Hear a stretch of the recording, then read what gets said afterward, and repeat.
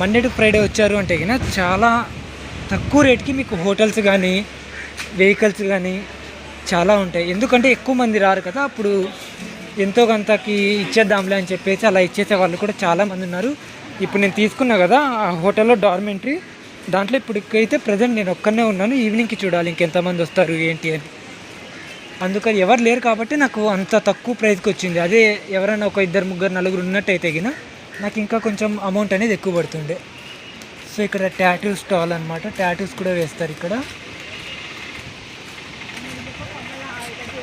Beach అయితే super అనిపిస్తుంది అబ్బా, ఈ వ్యూ మాత్రం భలే ఉంది. మనకు కావాలనుకుంటే ఇక్కడ బట్టలు కూడా ఉన్నాయి, బట్టలు కూడా తీసుకోవచ్చు. ఇంకా